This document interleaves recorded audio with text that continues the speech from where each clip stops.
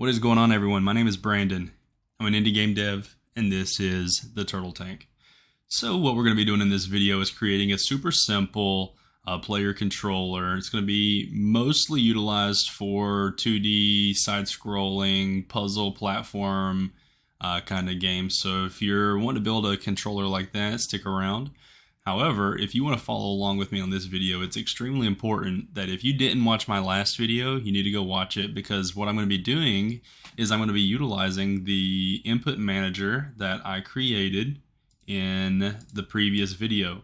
And what I really want to focus on in this video is how we can take the input that we're reading in our input manager and how can we utilize that to create a player controller or any other kind of mechanics that you want to create. I really just want to focus on how you can expand on the input manager that we created and utilize the input that we're reading from within the input manager. So again, if you want to follow along with this video, please go watch the previous video, create the input manager, and then you can continue on from there. The only way that you're going to actually be able to follow along with this video is if you watch the previous video, unless you already have your own input manager system pre-built, or if you want to read input, however you want to do it. But if you want to do it how I'm doing it in this video, yeah, you got to go watch the previous video. All right, so let's get started. We're going to go ahead and right-click in the hierarchy, and we're going to create an empty object. We're going to reset the transform on that object, and we will just name this the player. We're going to click on our player object that we just created. We're going to right click, and I'm going to go ahead and create another empty object. And I like to keep all my visuals stored inside a container called visuals. So we're going to call this the visuals. I guess it's just like a container basically. And then on the visuals game object here, we're going to right click, we're going to go down to 2D object, sprites, and capsule. You definitely don't have to do this if you don't want to. I just like to keep everything kind of separated into its own individual sections. I like to keep my visuals separate from my code and logic and all that other fun stuff. So we're just going to call this player sprite. So we have our player, this is our main player. We have our visuals, that's going to hold all of our visuals. And then we have our player sprite. Again, you don't have to do it this way, but this is just how I usually like to do it to keep things a little more organized. All right, we're going to close that down. We don't really need anything else inside there. And then on our player object here, the main player object, I like to add a component. We're going to go ahead and add a rigid body 2D. I like to add this stuff on the main component. That way, whenever I add scripts, I don't have to do any references to children within the script itself. I can just reference the rigid body from within this object if I want to. All right, and then I'm going to do a capsule collider 2D. Let's go ahead and adjust the values here, make it fit our player. And you can use any kind of sprite you want for this, but for this video, I'm just going to do demonstration purposes, just going to leave it on the capsule there. All right, cool. We got our rigid body set up.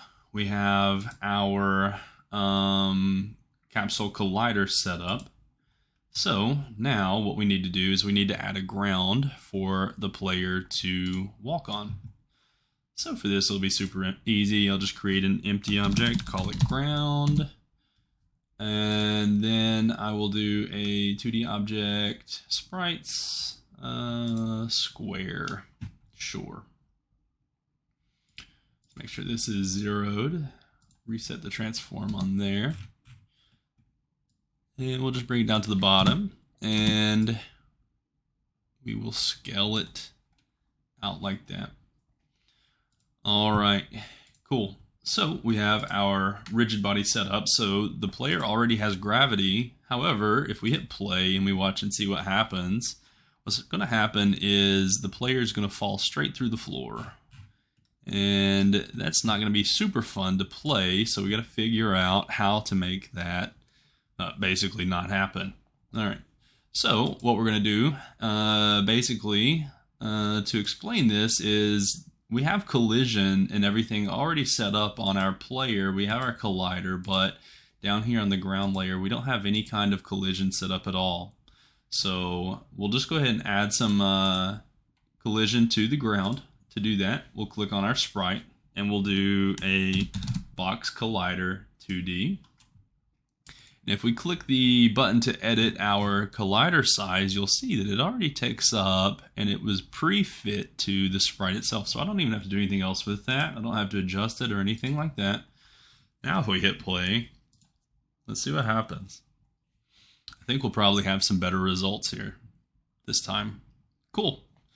So our player recognizes that it's touching a ground, or at least it's colliding with another collider, and it's not falling through the floor this time. Awesome, that's super easy. So we already have gravity and everything set up thanks to the rigid body 2D. So now what we're going to actually do is we're going to go ahead and get started programming and creating the player controller. So in our scripts folder, I'm going to right click and I'm going to make a folder, call it player.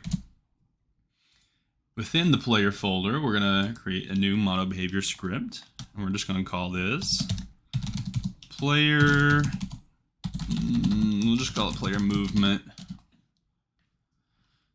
Let that compile, and then we will click on our player game object that we have created, and we'll go ahead and attach the player movement script to the player game object, and we'll open the script up. So double click, open it up. All right, here we go. So we got our player movement script opened over here on the left, and we have the game view over on the right.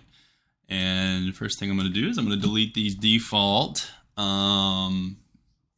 functions that are generated within our script, and we'll start off fresh. What we're going to do is we're going to create a serialized field, private input manager, call that input manager.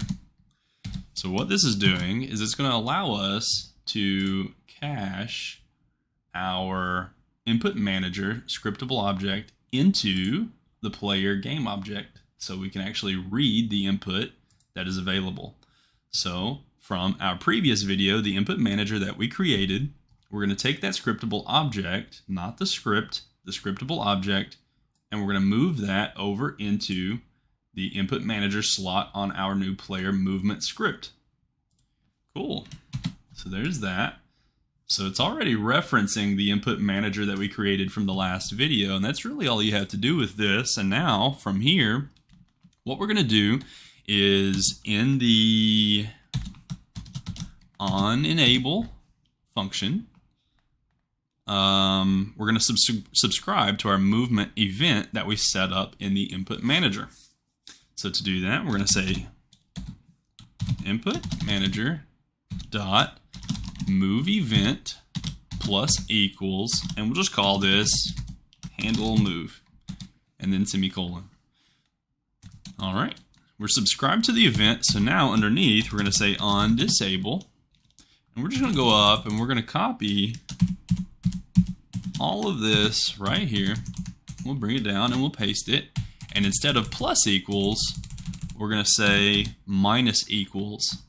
So in onEnable, we're subscribing to the event, the move event, and then on disable, we are unsubscribing from the move event using the plus equals and minus equals. What I'm going to do here is I'm going to change this to private just because it makes me feel a little bit better. Cool. And you'll see we have some squiggly lines here underneath handle move, and that's because we actually don't have a function within this script here called handle move yet. So there's two ways that we can go about this. We can go down and we could do private void handle move. We take in a vector 2 and we can call this move input, just like that. Or alternatively, if you have your input manager set up, what you can do is you can just click here on handle move.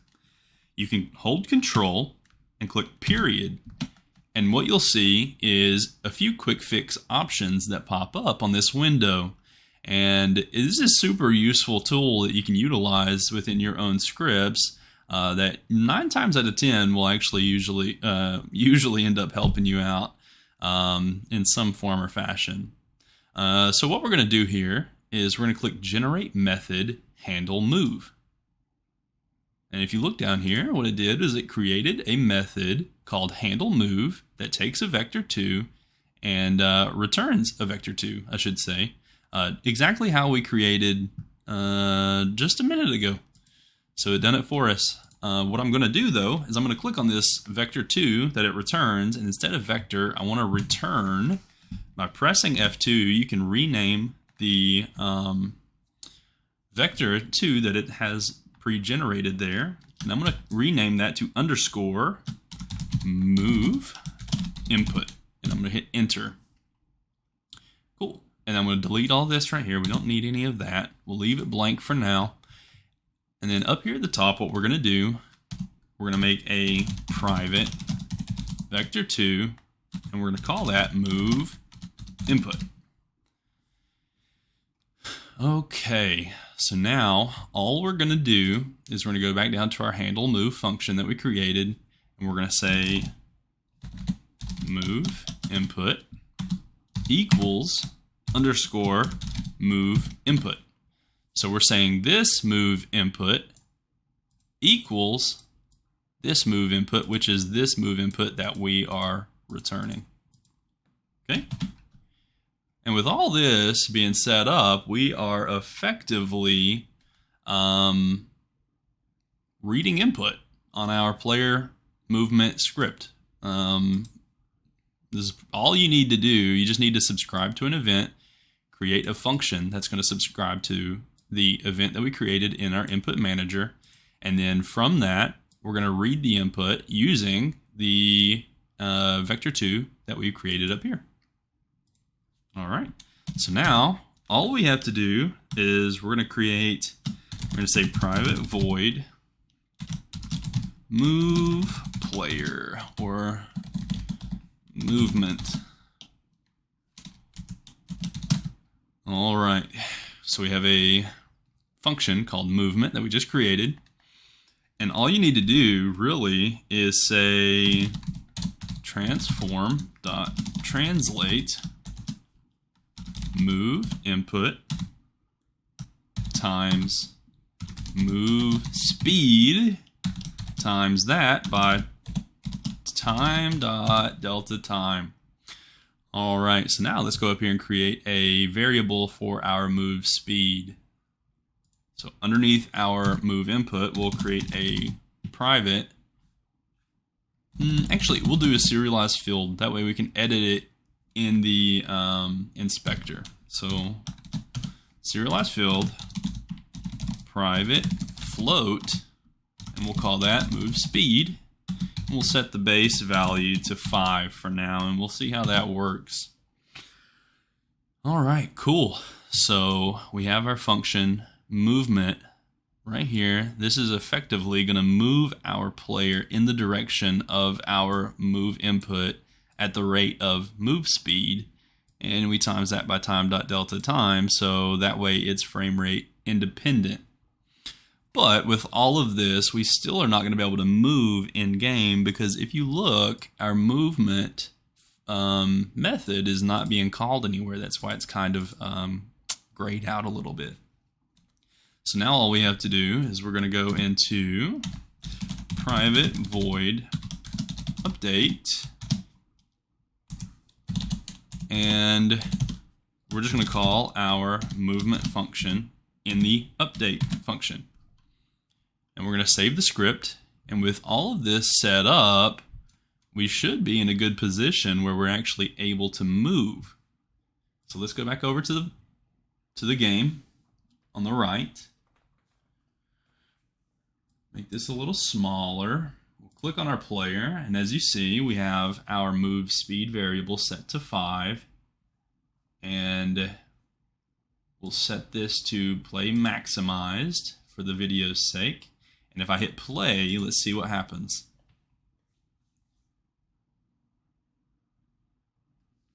All right, we fell on the ground, and I'm going to go ahead and click A. Okay, cool. So we got it set up. We're able to move.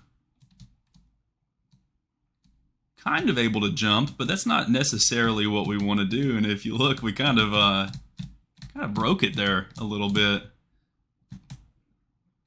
Now the movement's all inverted and stuff. That's not what we want to do. But it's actually moving. That's okay. So now we can go in and actually fix the issues that we ran into. So basically what we want to do is to fix that is on our rigid body 2D, we're going to go ahead and expand that. And we're going to add a constraint to freeze rotation on the Z axis. That way the sprite doesn't just fall over like it did just now. All right, let's go back in and play again and see what happens. Okay, cool. Kind of able to jump, but we don't want to be able to jump like that, to be honest with you. That's not how we're wanting to jump. And what's happening basically is I'm pressing W, and it's trying to move upward because it thinks that I'm trying to move up as if I'm playing like a top-down game. But because we have gravity set up on our rigid body, the gravity is fighting me pressing W.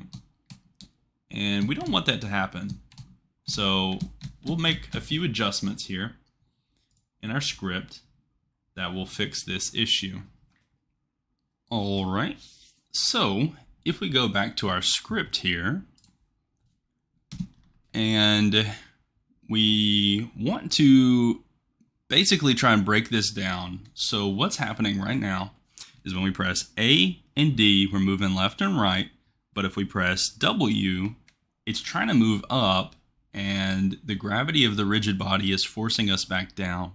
This isn't exactly how we want it to work. So what we're going to do is in our script, we're going to say in the movement function, we're going to say vector2, call this horizontal movement equals new vector2.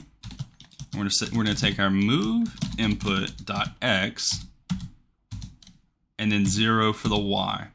And basically what this is going to do is it's going to isolate the horizontal movement of our move input. So we're only going to be reading the x value of our move input. So now we're going to take this horizontal movement, and in our transform.translate, we're going to replace move input with horizontal movement. And we're going to save that. We'll go back over to our script, and what should be happening now in the player controller is we're able to move left and right, but if we press W, nothing happens. So let's see if that actually works. All right, fell down to the ground, I'm pressing W, and nothing is happening, but I can still move left and right. Cool. So now we're only moving in the x-axis. We're not moving in the y-axis at all. Awesome. However, we do want to be able to jump. We just don't want to be able to jump using the W key. I want to be able to jump using my input action that I assigned to the jump action here, which is space, or on a controller, the south button. So let's go ahead and try and set that up. So to do that, we're going to do basically the same thing. We're going to have to subscribe to the jump event that we created in our input manager. So we're going to create a private bool. We'll call this jump input. And then in our on enable, we're going to say input manager dot jump event plus equals handle jump. It kind of already knew what we was wanting to do there, so it pre-filled that out for us. And don't forget to unsubscribe in the on disable. All right, we're going to go ahead and generate a method for handle jump. I'm going to rename my boolean here to underscore jump input. Save that. Get rid of this, and I'm going to say jump input equals underscore jump input. Cool. Now we're reading our jump input event from our input manager. Now let's set up a private void, call it jump. This is going to be our jump function that handles our jumping. And inside here, what we want to say is we want to, well, first, before we do that, what we have to do is we're going to set up a reference to our rigid body. So we're going to say private rigid body 2D, we'll call it RB. You could also do a serialized field and drag it in, but I'm not going to do that. So we have our rigid body here, and we're going to go ahead and create the awake function. So we're going to say private awake, and we're going to say RB equals get component rigid body 2D. It already filled it out for us. Cool. So RB equals get component rigid body 2D. As soon as this game starts up, or it comes alive, I guess you should say, it will find this component that's located on this script owner's body, I guess. So it's going to look for, on the player, because that's where the script is attached, it's going to look for the rigid body 2D, and it's going to reference that as soon as the game starts.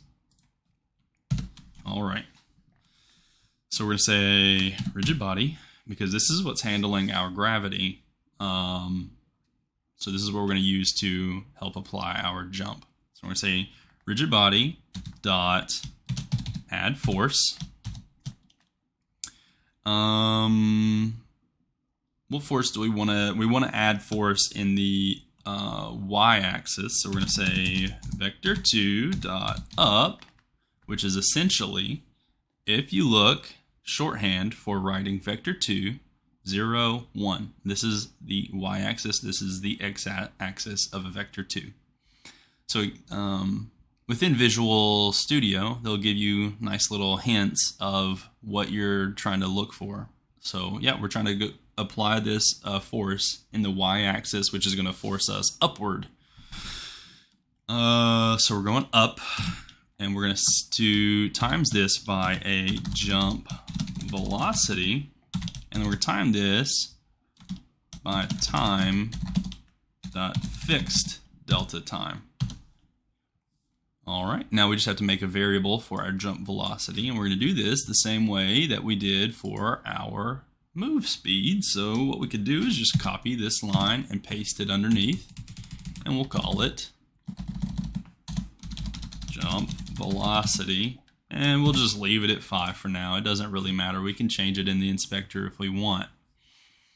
All right, cool. So we have this set up. And anytime you're working with physics, so in other words, you're working with the rigid body, you want to call that function within the fixed update, not the update. So we're going to say private void fixed update.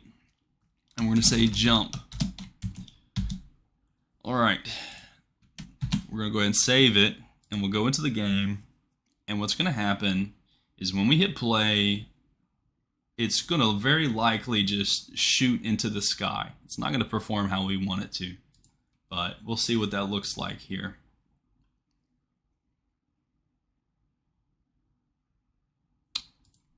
It didn't shoot into the sky. Okay. Sorry about that. It is very early. I'm recording this at 4:50 a.m.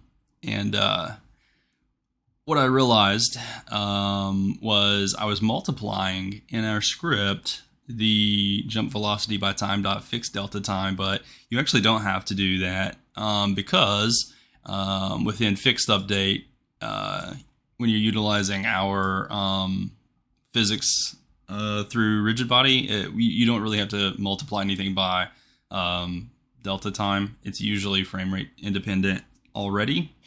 So I got rid of that. This is the changes I made to the script to make this work. Again, I apologize. It's very early for me.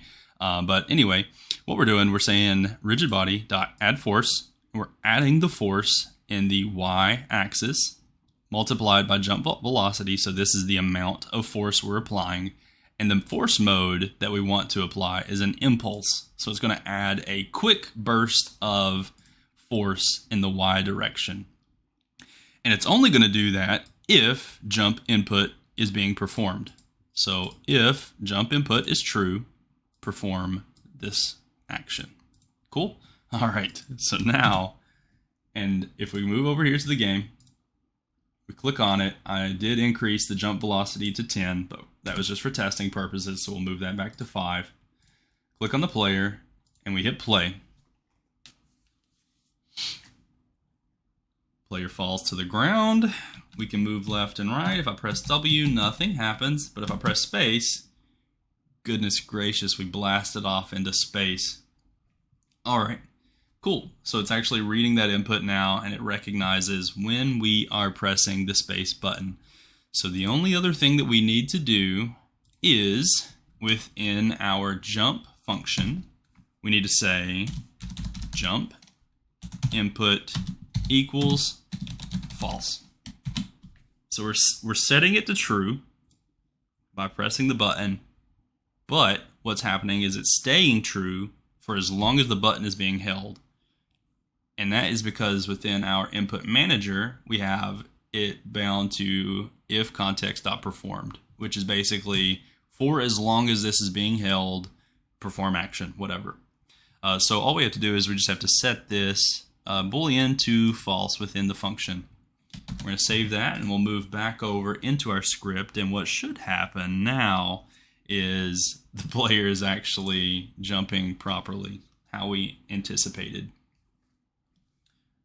Press the space button, and looky there. Now we have a cool jump. And we can move left and right. And everything's working as intended. Okay, cool. And if you want to increase the jump and make it jump higher, all you have to do is add more to the jump velocity. So we'll move it to 10. And, oh my goodness, jumping super high now. But, as you see, we have a nice little player controller. But, you can just blast off into space because it doesn't realize that we're touching the ground. If you keep pressing it, now you're playing Flappy Bird. You made Flappy Bird in this video. Just kidding. All right, so to fix this, all we have to do is right-click on player, create empty. We'll call this ground collision. And inside the ground collision, we're going to add a component. We're going to add we'll just do a box collider 2D for now. We'll expand this. I'm going to move it down to about right there. I'm going to adjust the size of this to be about roughly that big. And then I'm going to set this collider to isTrigger. Cool. All right. So now in our player scripts folder, we're going to right click. We're going to click create and mono behavior script. And we're going to say ground collision. Hit enter. Once this compiles, we'll open it up and fix the problem that we had. We'll actually be able to detect the ground. Delete the generated functions. So now inside ground collision, all we want to do is we want to say private void.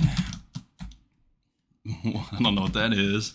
Private void on trigger enter 2D. Oh my god, for some reason every time I do the pre-generated on trigger, it will delete the first part of that. Anyway, I digress. So on trigger enter 2D, we're going to say if collision game object dot compare tag Nope, not equals 0. Compare tag equals ground. We will say, we'll create a Boolean. Yep, private bool is grounded. And we're going to do get private set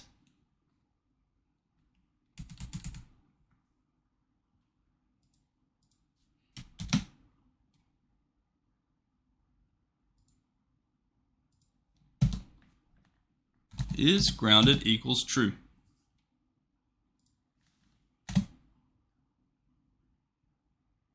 What is going on here?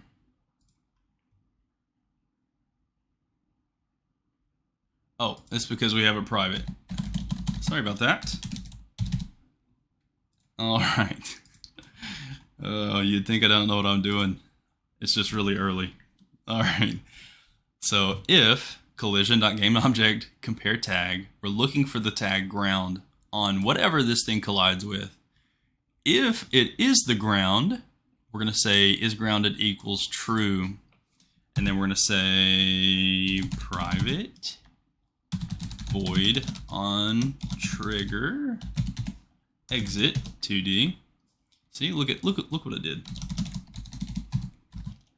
On trigger exit 2D, and we're just going to copy all this. Actually, we're not. We're going to copy this. Boop. And set it to false. All right, cool. Now we'll go back into our script. Let this compile. In ground collision, we're going to drag our ground collision script that we just created onto it. And then on our ground, under tag, it's untagged. We're going to click the little drop down, click tag, and we're going to add a new tag, and we'll call it ground. And we're going to save it, go back to ground, and we're going to set that tag. So now our ground has the ground tag. Our ground collision is checking for the ground tag. If it collides with the ground tag, it's going to set is grounded to true. If it doesn't collide with that anymore, it's going to set is grounded to false. Okay, so with this in place, it's still not going to work exactly properly yet, and that's because we need to reference is grounded into our player movement script. So to do that, what we're going to do is we're going to say private ground collision. On awake, we're going to say ground collision equals get component in children ground collision. So we're going to start looking through all the children until it finds ground collision, this script. Cool. Now, all we have to do is down here in our jump function is right now it's going to perform this action as long as we press the jump button. But what we want it to do is perform the jump action as long as we're pressing the jump button and we're grounded. So we're going to say and ground collision dot is grounded. So if jump input is true and is grounded is true, then you can jump. So let's save that. And then we'll go back into the game and we'll test it out and see if it works. Make sure this is set to trigger. Yep. All right, let's test it and see if it works. It should. All right, we fall, press space, and nothing is happening.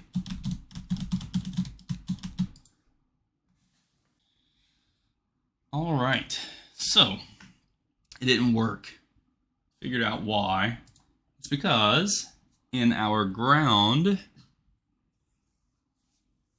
our ground game object, our collider, is set to the child of ground.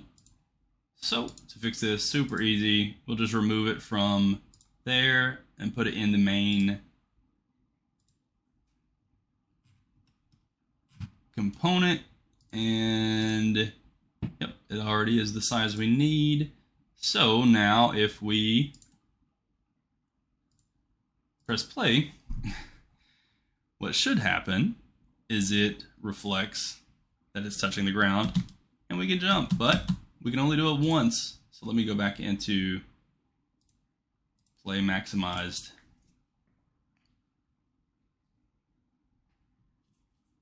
If I jump, I can only press it one time. I'm not flying off into space, and it's working exactly as intended. Cool. All right, there we go. So this is how you can create a super simple player movement controller, and how you can utilize the input that you're reading from the input manager that we created in the last video. This was a little bit messy. Again, I apologize. It's very early and I'm a little bit tired. But either way, we got the job done. And I appreciate you for sticking around this long if you watched the full video. If you like more stuff like this, be sure to tell me what you want to see. How you'd like to see me expand on this idea of utilizing input that you're reading from our input manager. Or if you want to see something completely different, just let me know in the comments below. Be sure to subscribe and let me know what you think. All right. So, I'll see you in the next one. Peace.